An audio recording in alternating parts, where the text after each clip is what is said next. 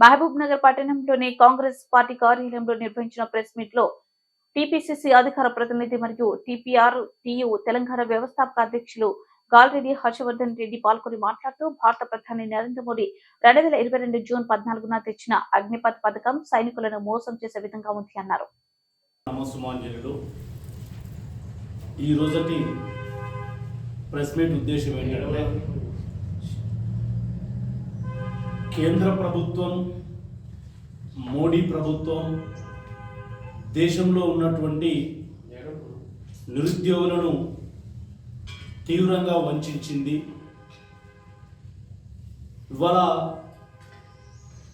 దేశంలో ఉన్నటువంటి సాయుధ దళాలు అంటే త్రివిధ దళాలు ఏవైతే ఉంటాయో వాటికి సైనిక బలగాలను ఎంపిక చేసుకునే విధానం 2022 జూన్ 14న అగ్నిపథ్ అని ఒక పథకాన్ని తీసుకొచ్చింది.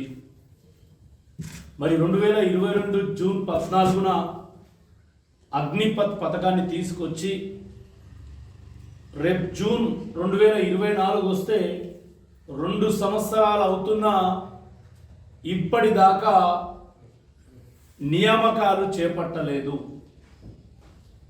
మరి 2022 కంటే ముందు 2018, 19, 2019, 20,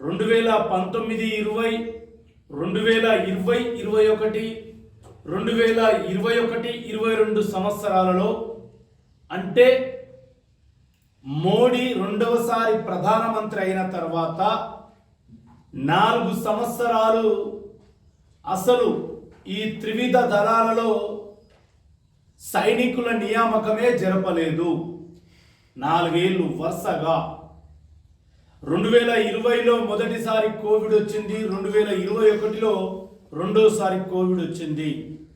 కానీ మోడీ గారు చెప్పిన సమాధానం ఏంటంటే కోవిడ్ వల్ల నియామకాలు జరపలేదని. 19లో కోవిడ్ లేదు, 2021 చివరిలో కోవిడ్ లేదు.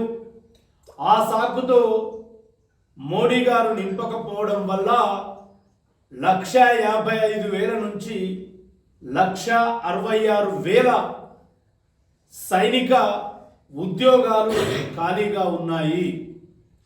మరి వాటిని నింపుతా అని అగ్నిపథ్ అనే ఒక పథకం తీసుకొచ్చి కేవలం సెలెక్ట్ అయిన వాళ్ళు 4 సంవత్సరాలు పనిచేయాలి, అందులో పనితీరు బాగా రుజువు చేసుకున్నటువంటి 25% మందిని రెగ్యులర్ సైనికులుగా ప్రమోట్ చేస్తాము, 75% మందిని 4 ఏళ్ల తర్వాత పెన్షన్ కూడా లేకుండా ఎటువంటి సౌకర్యాలు కల్పించకుండా ఇంటికి పంపిస్తామని చెప్పిండ్రు.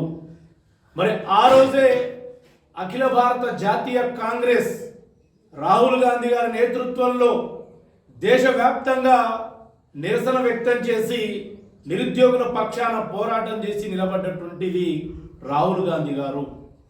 మరి మన రాహుల్ గాంధీ గారు రాహుల్ జోడో యాత్రలో, భారత్ జోడో యాత్రలో, భారత్ న్యాయ యాత్రలో తిరుగుతున్న సందర్భంలో దేశవ్యాప్తంగా కొన్ని లక్షల మంది యువకులు రాహుల్ గాంధీ గారిని కలిసి మాకు ఉద్యోగాలు రావడం లేదు, సైనిక దళాల్లో మాకు ప్రవేశం లేదని రాహుల్ గాంధీ గారికి చెప్పుకుంటున్నారు.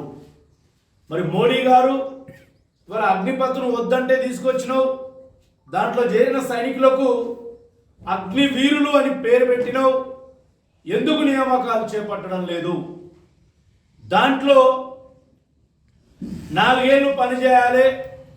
ఒక సైనికుడు ఆ 4 ఏళ్లలో సరిహద్దు ప్రాంతంలో కానీ లేదా ఏదైనా యుద్ధంలో కానీ పాల్గొని వీర మరణం చెందితే ఆయనకు పెన్షన్ ఇవ్వడు, ఆయన కుటుంబానికి కూడా పెన్షన్ లేదు, ఎటువంటి సౌకర్యం లేదు. మరి సైన్యంలో చేరినటువంటి వ్యక్తి అనుకోకుండా చనిపోతే తనకు కానీ తన కుటుంబానికి కానీ ఒక్క రూపాయి కూడా రాదు ప్రభుత్వం నుంచి అన్నప్పుడు ప్రాణాలకు తెగించి ఎట్లా పోరాటం చేస్తాడో మోడీ గారు ఒకసారి ఆలోచన చేయాలి. ఇవాళ